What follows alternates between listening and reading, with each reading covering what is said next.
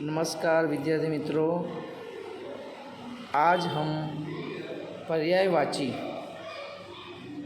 अर्थात समानार्थी शब्द के बारे में पढ़ेंगे।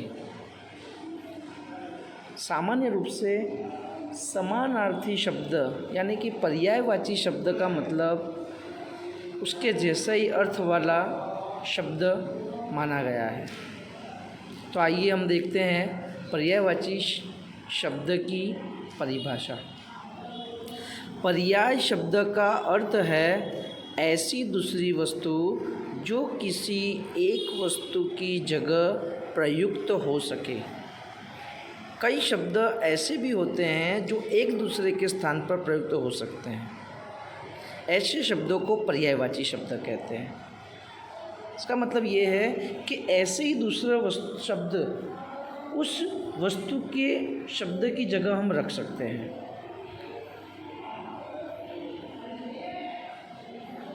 जैसे राम, उसकी जगह राघव, उसकी जगह दशरथी, कौशल्यानंदन, रघुपति आदि शब्द का हम प्रयोग कर सकते हैं।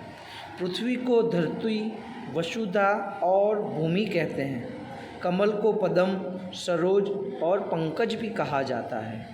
पुरुष को नर या मर्द भी कहते हैं। आँख के लिए नयन, नेत्र, लोचन, दृग, पक्षी आदि शब्दों का प्रयोग किया जाता है। यानी किसी भी भाषा को अगर समृद्ध होना है तो उसके अंदर समान अर्थ वाले शब्दों का जितना विपुल प्रमाण होगा उतनी वो भाषा समृद्ध बन सकती है। इस प्रकार के समान अर्थ प्रकट करने वाले शब्दों को पर्यायवाची शब्द या समानार्थी शब्द कहा जाता है। वास्तव में पर्यायवाची शब्द को शब्दार्थ भी कह सकते हैं, क्योंकि वह दिए हुए शब्द का अर्थ ही होता है। तो विद्यार्थी मित्र, हमें ध्यान रखना है कि जैसे पानी शब्द है तो उसका शब्द का अर्थ जल, यानी दोनों का मतलब एक ही चीज़ है। आगे है, यह शब्दार्थ निश्चित रूप से एक शब्द द्वारा ही सूचित करना चाहिए। ज़्यादातर ये होता है कि शब्द का अर्थ एक ही शब्द से सूचित करना चाहिए ताकि हम वो चीज़ को अच्छी तरह से समझ सकें। मनोहर शब्द का पर्यायवाची शब्द सुंदर या चित्ताकर्षक होगा। इसके बदले मन को हरने वाला या चित्त को आकृष्ट करने वाला जैसे शब्द समूह का प्रयोग नहीं होगा। एक उसके लिए निश्चय शब्द है, उसका ही इस्तेमाल करना चाहिए। और पर्यायवाची शब्दों का महत्व क्या है?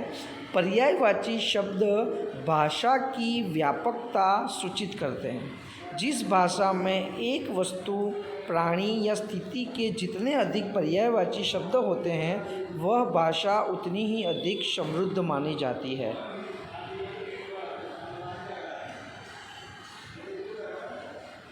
महत्वपूर्ण पर्यायवाची शब्द यहाँ पे उदाहरण के रूप में दिए गए हैं। जैसे दादुर, तो दादुर के लिए है मेढक शब्द। गाडर के लिए भेड़, दुम्बा। कांचन के लिए सुवर्ण शब्द है, उसके और भी अर्थ है सोना, कनक। उत्कर्ष के लिए विकास शब्द है। रजनी यानी रात, रात्रि। बूढ़ा, बाढ़। तिमिर, अंधकार। पातक, पाप। मड़िया, झोंपड़ी। उपवन, बगीचा। डगरिया, राह। भोर, प्रभात। मरुस्थल, रेगिस्तान। एहसान, उपकार। बाधा, विघ्न। डफ, डफली। ज्योति, प्रकाश। गठरी, पोटली आदि।